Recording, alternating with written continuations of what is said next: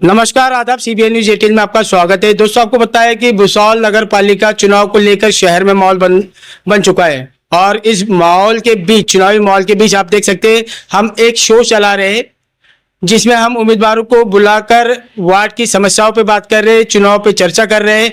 आज हमारे बीच में आप देख सकते हैं वार्ड क्रमांक 12 के उम्मीदवार मौजूद है।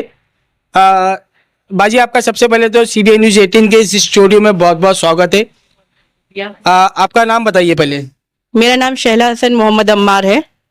मैं वार्ड क्रमांक 12 से एक अपक्ष उम्मीदवार के तौर पर खड़ी हुई हूँ और 17 से भी एक अपक्ष उम्मीदवार के तौर पर खड़ी हुई हूँ।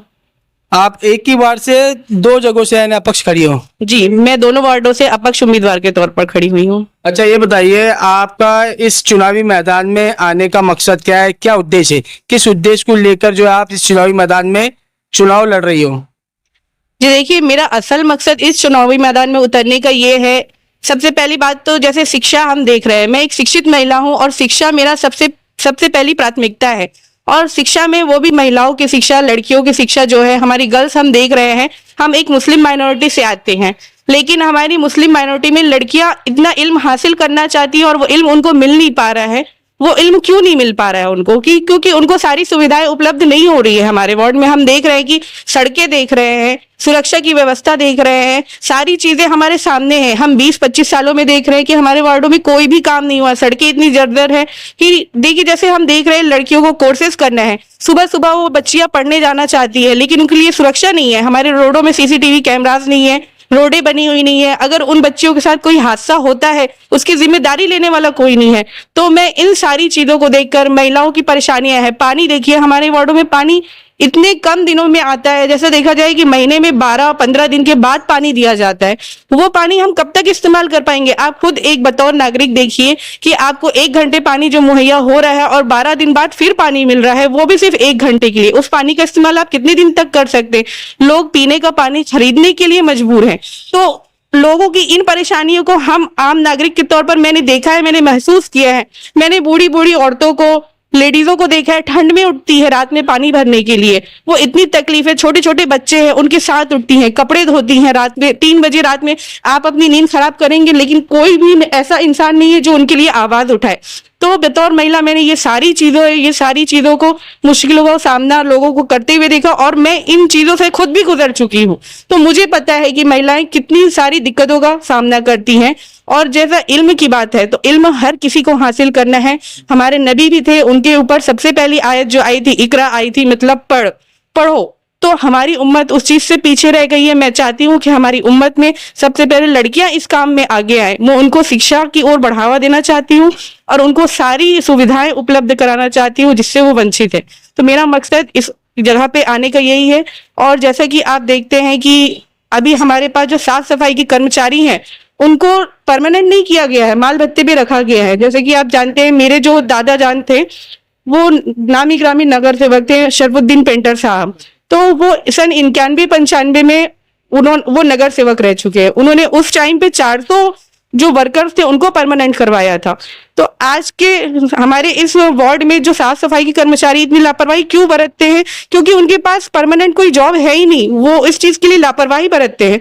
तो उनको मैं परमानेंट करना चाहूंगी। और जो महिला, जो भी समाज की महिला है, वो किसी भी धर्म की है, वो साफ सफाई करने आती है, वो रात को 1-1, 1:30 बजे रात को आती हैं। तो उनकी सुरक्षा की जिम्मेदारी कौन लेगा? हमारे समाज में कोई भी इस चीज के लिए आगे बढ़कर नहीं आ रहा है। तो देखिए, मैं एक शिक्षित महिला हूँ और मुझे इन सब चीजों के बारे में बहुत अच्छी मालूमात है। और लोगों से यही अपील है कि देखिए, आप जब किसी भी ऑफिस में जाते हैं, किसी भी काम के लिए आगे जाते हैं, आपको पूरी जानकारी नहीं है उस चीज की। आपको बोला जाता है आप एप्लीकेशन लिखिए। एप्लीकेशन लिखना कैसे, लोगों को वो भी नहीं मालूम है। आप अगर एप्लीकेशन लिख लेते, आपको बोल दिया जाता है आप अपना एप्लीकेशन टेबल पे रख दीजिए, आप जाइए, आपका काम हो जाएगा। उसके आगे का प्रोसीजर क्या है? लोग कैसे जानेंगे हमारा काम हुआ कि नहीं हुआ?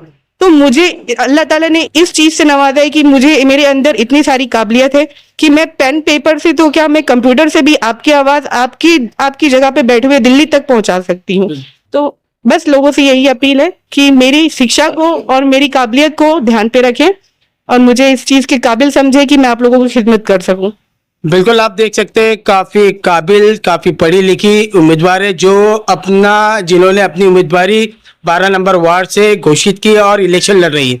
और इस तरह के जो उम्मीदवार, इस तरह के नगर सेवक नगर पालिका में जाना चाहिए, ताकि पढ़ा लिखा अगर नगर सेवक वहां पर बैठा है तो अपने शहर का, अपने वार्ड का विकास करेगा। जी देखिए, मेरा अपने मतदाताओं से यही अपील है कि सारी चीजें आपको जिंदगी में मुहैया हो सकती है, पैसा आता है जाता है, हर चीज मिलती है, लेकिन जो आपकी जरूरत है, मूलभूत सुविधाएं हैं, आपकी बच्चों के फ्यूचर की बात है, आपकी फ्यूचर की बात है, वो आपका सही वक्त अभी है, आपको उसको अभी सोचना है। क्योंकि अगर आपका एक वोट गलत होता है तो आपके आगे के 5 साल आपको खराब मिलेंगे, आपका फ्यूचर खराब होगा, आपके बच्चों का फ्यूचर खराब होगा। तो आप लोगों से यही अपील है कि आप हर चीज को मद्देनजर रखते हुए अपनी जरूरतों को, अपनी सुविधाओं को, और आपको आगे किस तरीके की सुविधाएं चाहिए, उस चीजों को मद्देनजर रखते हुए अपना वोट डालें और ऐसे शख्स को चुनकर लाएं कि इन सब में जो काबिल है और आपके काम को कर सकता है और आपको अच्छे से अच्छी सुविधाएं उपलब्ध करा सकता है।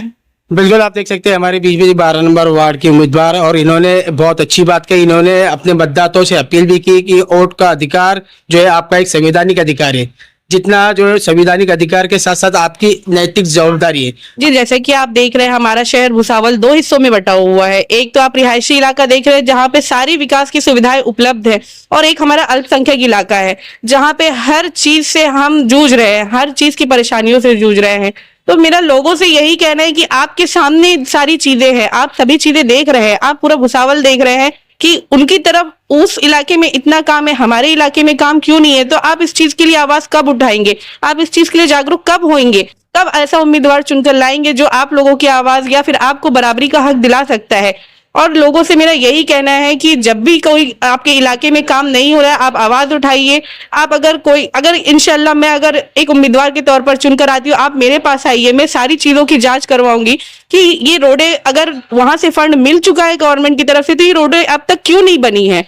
इन चीजों का सवाल मैं गवर्नमेंट से करूंगी, और अगर इसकी जिम्मेदारी गवर्नमेंट लेती है तो आगे इंशाल्लाह मैं सारी चीजें आप लोगों को मुहैया कराऊंगी। मेरे वार्ड के साथ साथ मैं चाहती हूं कि मैं आगे भी और काम करूं, मैं आगे निकल कर लोगों के लिए काम करूं, सिर्फ वार्ड का काम ना करके मैं पूरे भुसावल शहर के लिए काम करूं और मेरा शहर देश में एक अलग पहचान बनाए। मैं इस ओर काम करना चाहती हूँ और अपने लोगों की पहचान बढ़ाना चाहती हूँ। एक जाते जाते आप अपने मतदाताओं को क्या अपील करना चाहोगे, क्या बोलना चाहोगे? 2 तारीख को भी चुनाव है, 3 तारीख को रिजल्ट है, किस तरह से आप अपील करोगे आपके मतदाताओं को?